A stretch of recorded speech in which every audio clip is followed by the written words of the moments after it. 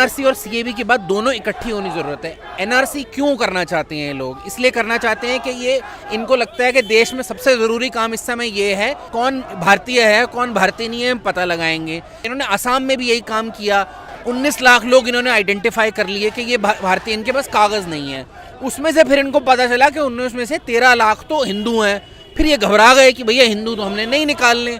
फिर इन्होंने कहा कि हम ऐसा करते हैं कि हम पहले सीएबी ले आएंगे, उसमें साफ साफ हमने लिख दिया है कि भाई साहब जो हिंदू क्रिश्चियन पारसी होगा, जो उसके पास कागज़ नहीं होंगे भारतीयता के नागरिकता के, उसको हम फिर भी रख लेंगे, लेकिन मुसलमान को नहीं रखेंगे, उसके अंदर नागरिकता के अंदर नहीं लाएंगे। आपको याद होगा जब अमित शाह जी ने ये बात कही थी, उन्होंने कहा था जैन, पारसी, सिख, तो बौद्ध, उन्होंने एक एक शब्द पे जोर दिया था कि उनके मुंह से मुसलमान ना निकल जाए। ये बात उन्होंने 2 बार कही और दोनों बार उन्होंने इंश्योर किया कि उनके मुंह से मुसलमान ना निकल जाए। तो आज अगर ये ऊपर से आप लॉलीपॉप देते कि नहीं किसी को असर नहीं होगा, गलत बात है, क्योंकि ये सबको पता है कि आप क्या करना चाहते हैं। वो अब बात करें कि दूसरी कंट्री के माइनॉरिटीज़ को हम प्रोटेक्ट करेंगे, वो क्यों प्रोटेक्ट करेंगे जब वो अपनी कंट्री के माइनॉरिटीज़ को प्रोटेक्ट नहीं कर पा रही है। अब हिंदू राष्ट्र बनाना है तभी तो वो ये सब कर रहे हैं। रिलीजन के बेसिस पे अगर सिटीजनशिप मिल रही है तो उसका क्या मतलब है कि हिंदू राष्ट्र बनेगा।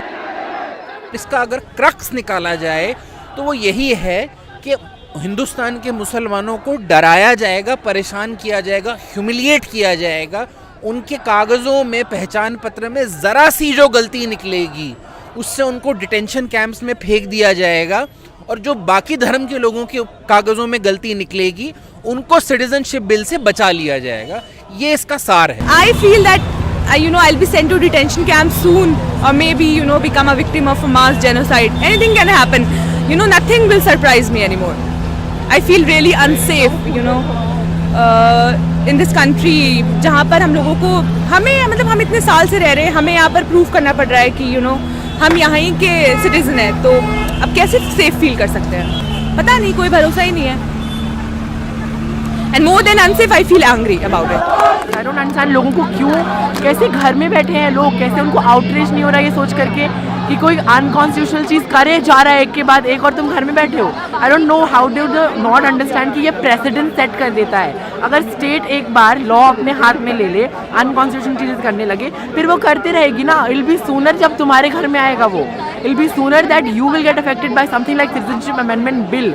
नफरत का जो बीज बो दिया जाता है, आप इस देश से भगवान ना करे हर मुसलमान को निकाल देंगे, ये नफरत का बीज बंद नहीं होगा। उसके बाद आपको दलित दिखाए जाएंगे, सिख दिखाए जाएंगे। आप जैसे वहाँ पे भी आज अहमदियों को मारा जा रहा है, वहाँ पे लड़ाई हो रही है सच्चा मुसलमान कौन है, यहाँ फिर लड़ाई होगी सच्चा हिंदू कौन है, दलित सच्चा हिंदू है या नहीं है, ब्राह्मण है कौन नहीं है। कदम कदम पर लड़े हैं तुमसे। यूनाइटेड अगेंस्ट हेट की तरफ से आज हम लोगों ने बिल जलाने का, जो सिटीजनशिप अमेंडमेंट बिल है, उसको जलाने का कॉल दिया था। 7 तारीख से लेके हम लोगों ने अलग अलग शहरों में प्रोटेस्ट ऑर्गेनाइज करे हैं, कई ऑर्गेनाइजेशंस के साथ मिलके और कई इंडिविजुअल्स के साथ मिलके। लखनऊ में एक प्रोटेस्ट हुआ, कलकत्ता में बड़ी यात्रा चल रही है, उसके अलावा जयपुर में आज प्रोटेस्ट हो रहा है, भोपाल में आज दिन में प्रोटेस्ट हुआ, कल पटना के शहरों में सीएबी जलाया गया, कल एएमयू में सीएबी की कॉपियाँ जलाई गई। उसके अलावा उत्तर प्रदेश में बनारस में प्रोटेस्ट हुआ। तो कई शहरों में प्रोटेस्ट हुआ है, लेकिन इसको नेशन वाइड कैंपेन में हम लोग कन्वर्ट कर रहे हैं, क्योंकि देश का एक एक आदमी जिस दिन हाथ पकड़ के खड़ा हो जाएगा ना, उस दिन सरकार को मुंह छुपाने के लिए जगह नहीं मिलेगी।